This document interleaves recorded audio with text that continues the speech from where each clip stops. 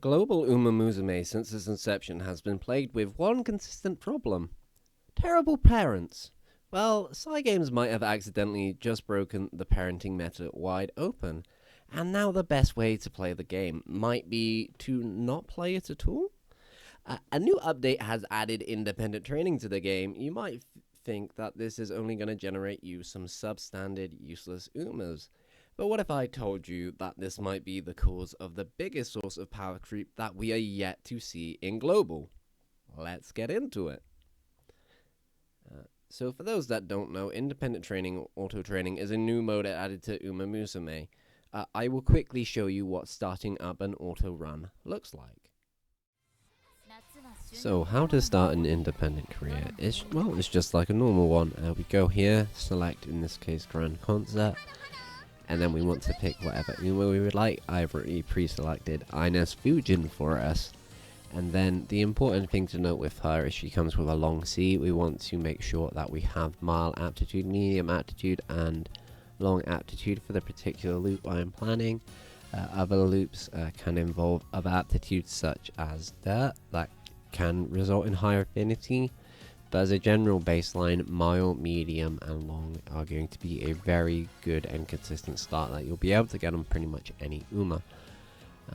Especially for front runners, this is very nice. So I've just selected parents that are going to give me a long aptitude as well as some skills that I would like to pass down, such as racing spirit, stamina, and groundwork. And other ones such as tail held high, just in general high value skills. Ignited spirit wit is another very important one that you should be trying to pass down if you're a front runner, as it's very powerful. And then we're just going to select next. We just build our deck. In this case, I've already pretty much pre-built the deck for us. I'll be going more into deck building later in the video. But you have a lot of options, and feel free to experiment at the end of the day. You know, you can have some fun with this. It's not set in stone. And as you're doing parent runs, there's a lot of reasons to run different cards. I quite like this for front runners because it has a nice amount of skills whilst also coming with skill point bonus. Basically any card that has skill point bonus and good skills is very good here. They do seem to be performing very well. Another card that has surprisingly performed very well, if I can just find it, is Emperor's Throne. This card was supposed to die, but it didn't die, at least on the independent training. You can use this, and you might look at this and have the impression that, oh, we have 2 PAL cards and Throne, that's 15 turns of recreation. If we were doing the career ourselves, this would be pretty terrible as a deck, but independent career doesn't really run a scenario in the same way that we do. It more seems to do a simulation based on what you put into it, so the output's very important, and it will actually complete all of the date events without succumbing to the same issues that you would as a player. So as a player you wouldn't be able to buy enough songs. However, independent career doesn't really seem to care about that jazz. Then coming up to the lineup, for now, I would just recommend leaving it onto balanced until more information comes out. The next thing to do is to set your agenda. In this case, I would go to my agendas and start building up to save, because you're going to be wanting to do this over and over again. So we'll just load one that I've already done. In this case, the important things that you really want to do with this agenda is just be hitting both of these G1s. In the classic year, you have a few more G1s to do. You have some options though. You can do the Tarazuka Kinen here. You can run 4 races in a row, though I personally prefer just to do it like this if I have the option, and then year 2 run the Yusida Kinen again with the Tarazuka Kinen. Doing it both years doesn't give you bonus affinities. You just need to be making sure that you're doing these at least once, and that's why it's important to do stuff like the Mile Cup and the Derby, because they aren't going to repeat next year. Arima Kinen is a very weird one. It feels fine to do it both years, and then the Queen Elizabeth Cup, you only really need to do it 1 year. This is a bare minimum as well. You can get away with racing more. Like there's no real harm in doing this. The independent career can get the debuff, but it doesn't seem to really be a big deal in the grand scheme of things. Maybe you lose some stats, but I haven't really been able to notice a difference. The real important thing is you just want to be making sure that you're doing the same G1s that your parents and your grandparents have done, and you just want to be doing that over and over. If you want even more, you can do a dirt route, but I won't be covering that in this video. And then finally, it will let you set some prioritized skills, so if these show up, as it says, your trainee will automatically pick these. So just pick generic ones like Umastand, tail held high, slipstream, really powerful. All ones more specific to what kind of racer you like to build. So for front runners, concentration's really good, groundwork's really good, straightaways and corners and leader's pride. Come what may, if you have tachyon and you already have concentration, can be quite nice as well, because you can get that from Tazina. And then all you simply need to do is click the start button. It will say your training is, just give you a little confirmation window. You click OK, and then it will start up and a timer will begin, as you can see, and it's just going to play some training animations for the next 50 minutes, and once that's done you will have an Uma. So through the magic of editing, I'm not going to make you guys wait 50 minutes, so I will skip ahead to that point and we will see what the game has cooked up for us. Okay, and we are back now that the run has finished, and as you can see, we've got a tasty 4,000 skill points. Unfortunately, we didn't quite hit our stamina goal on this one, so that kind of sucks. Normally we have been, but I guess Digitan Power by herself not quite able to do it, unfortunately. But we see we've won every single race, and then looking at the output, so we can see Power Card's giving a stupid amount of skill points. Even Tazina, not even MLB Tazina, 3LB Tazina doing very, very well. And as we see the output on Digitan here, massive amount of skill points, not quite the amount of stamina generation that we needed. If this had been like a Marvelous Sunday Pyre instead, I think this typically would generate 40 more stamina, and that should have got us across the goal, so something to keep in mind. And then from generating 43 as well, which is quite a nice amount. And again, I'll get more into deck building a little bit later into this video, but just to like sort of break this screen down for you, so you can like see what you're getting everything from. In this case, we got a lot of skill points from our card, and then it's just a matter of picking skills, so I will quickly do that. Okay, and I have picked all my skills. I had so many skill points, I had to pick some silly ones, but mainly got everything I wanted, apart from groundwork. And then all we need to do then, once we have our skills brought, is we can just complete career. And then because we got all of our stats apart from stamina over B, we can get a 3-star spark in all of these. I don't know if we'll get lucky enough to do that on this video. Would be typical, but as we see, pretty easy SS. This is kind of a low roll if anything. 2-star speed, pretty nice. And then we can simply just re-roll it. I spend a little bit, 1-star power, not amazing. Yeah, this one a little bit worse than the other one, unfortunately, so we would just be going with this one, but that's fine. 2-star speed is not bad, and these are some decent sparks. And we, the thing is, we can always just get auto run going again. There's no reason why we can't try and aim for some better sparks, but even so, considering that like basically all of these have just been like auto farmed parents that I haven't even had to try to make, this is a little stupid, right? Like, this is a little stupid, but yeah, more on with the rest of the video. Now, these Umas aren't going to be used as aces themselves in Champions Meeting, but while they won't be on the track, they have the potential to have a much greater impact, but more on that in a bit. Before we go any further, let's cover what reasonable assumptions we can make. In scoping out an early matter, it's important to keep an open mind and doing a lot of testing. It will take time for enough data to be generated to where we can start drawing statistical conclusions, so whilst we can act off our observations, we shouldn't be like setting stuff in stone right now. Just keep an open mind and keep your ear to the ground, because there's a lot of new information coming out about this stuff all the time. If you are trying to test, here are some things to just keep in mind.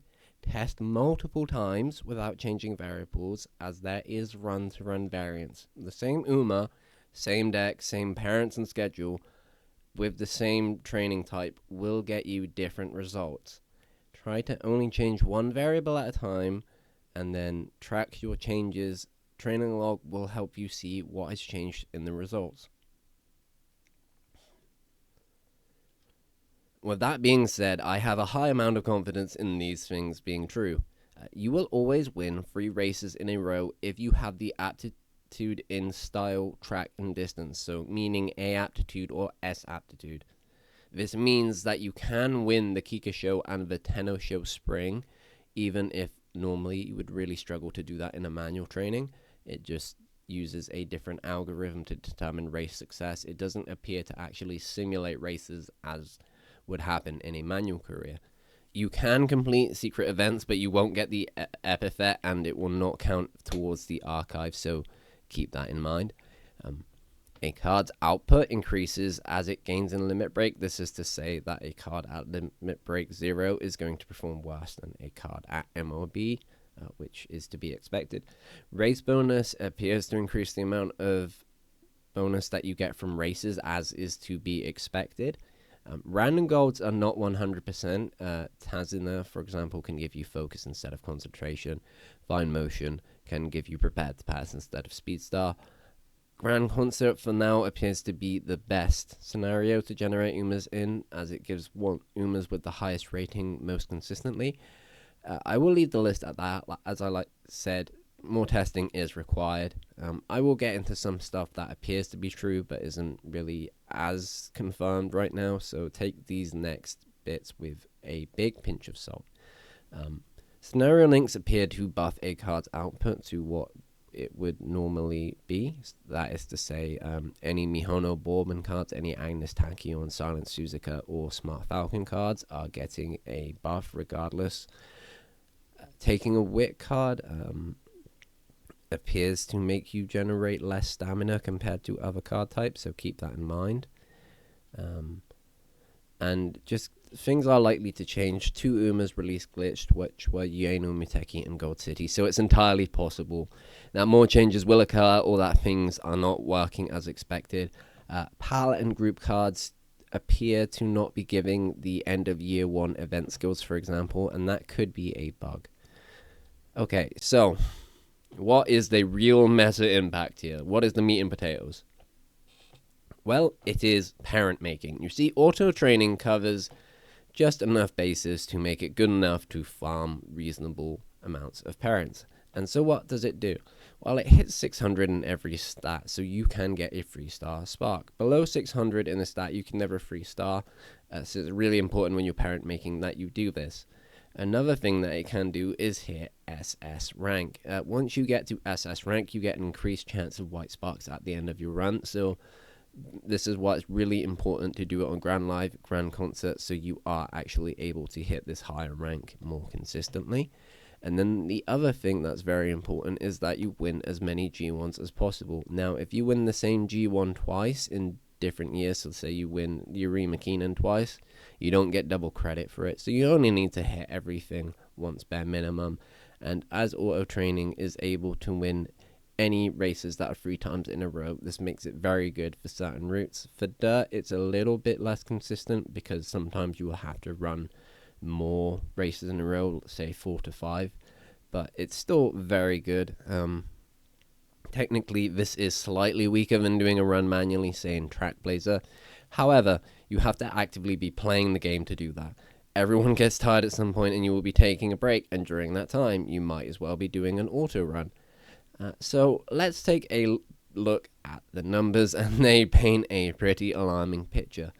If we modestly assume a player auto-trains 5 times a day in addition to their normal training, then, in 10 days, they have generated 50 additional parents, all with race affinity, and if they spark re-roll each of those attempts, that is an additional 100 parent rolls, which is insane. If you double that and say they're doing 10 runs a day, 200 parent rolls. Really crazy, but let's go back down to 5.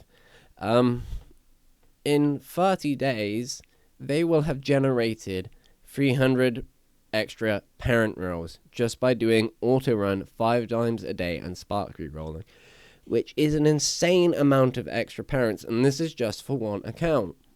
And this is going to snowball really quickly. I've even seen this on my own account, and it's already been 3 days where I've been able to generate some pretty stupid parents. It's even better than that, though, because in a way it is saving you resources, because when you race manually, you have to use clocks. Auto run does not have this issue. Auto run conserves your clocks perfectly. However, it does use another resource intensively, and that is energy. This is a very, very TP intensive strategy. However, in terms of effort put in to expected result, there really isn't anything like this in this game. Heck, as I'm recording this right now, I've got auto run going. As I was writing, I had auto run going.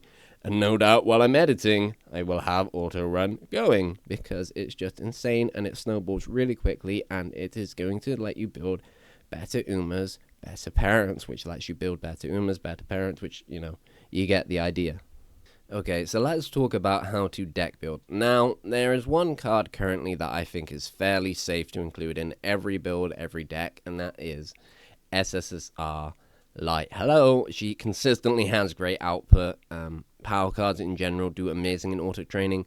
I've taken so many screenshots lately. I'll be putting those on screen so you can see the results that I have had with power cards. Both Tazina and Throne have given me very good results. So I guess these cards aren't dead actually, which is quite nice. These cards were slated to be useless, but they have somehow found a use in Grand Live, and I think that is very nice. In particular, please note the massive amount of SP that these cards generate. Tazina, for some reason, also giving a really reasonable amount. I don't have an MLB Tazina, so she would be slightly higher if you did. This is also very nice if you have an Aryokurian and you're wanting to use her. A lot of free-to-play players have her maxed out, so you can also run her. I have tested Riko Kashimoto, but I don't have her at high LB, so I've looked at other data to see how good she is. She does give compared to Tazina, she gives less speed, but slightly more stamina, and when I mean slightly more, I'm talking about 20 more. It's not the hundreds of stamina you would expect her to generate. She really doesn't generate a lot of stamina, but she still generates a lot of skill points at MLB, so just keep that in mind. And then you can't use the Team Sirius group card because it has Silent Suzuka as a part of it, so that really sucks.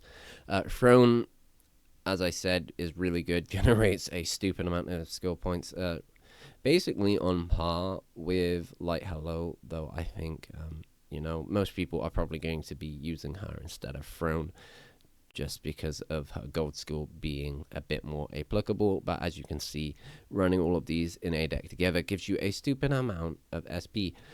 Another build you can do is 1 power, 2 speed, Light Hello, and then wit cards instead.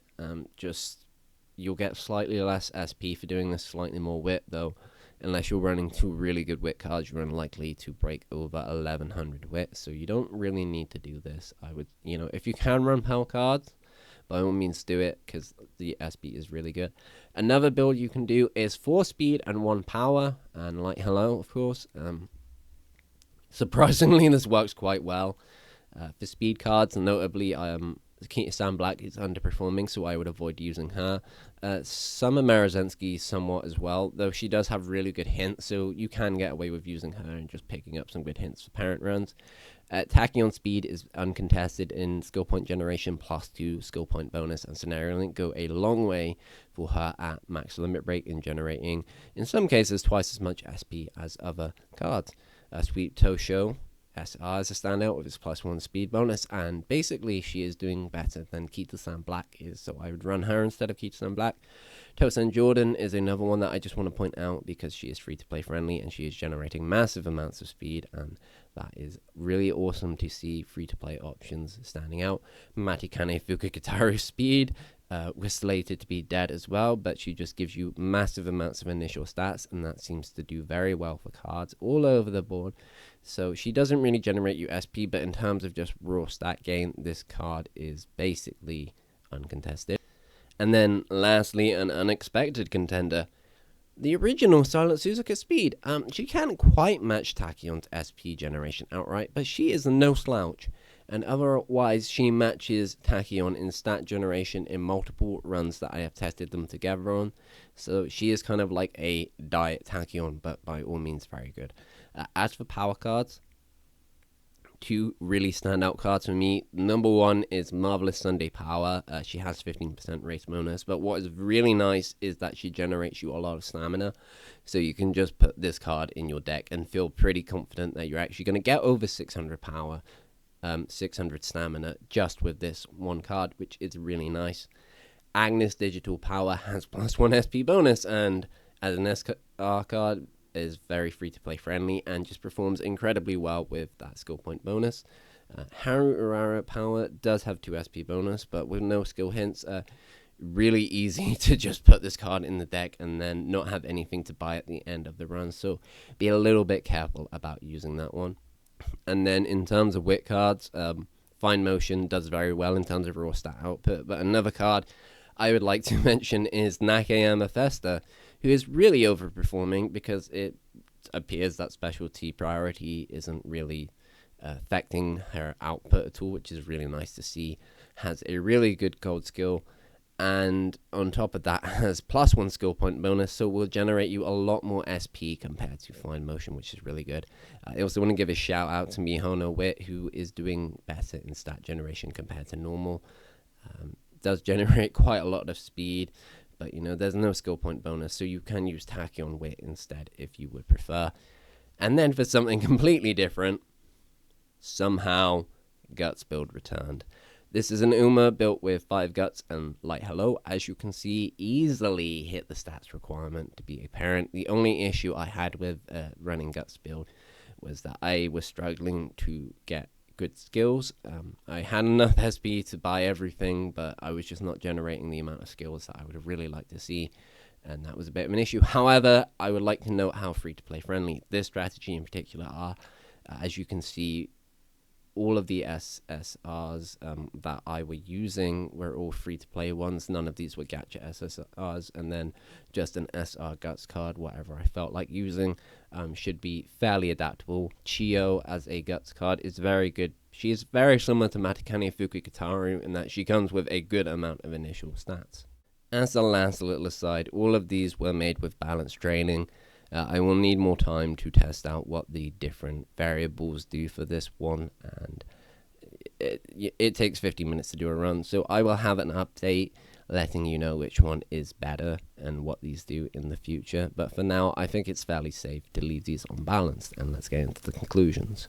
So, I hope I've managed to convince you that auto training is in fact very overpowered, and those that use it have a massive advantage over those that don't. Well, what do you think? Have you found any broken strategies with auto training? If you found this video, any engagement is always really appreciated. I'm trying to grow my channel, so subscribing really helps out a bunch. There's a lot more potential for a follow-up video once we get better data, so stay tuned for that. This has been Dragon Slayer Bond. Peace.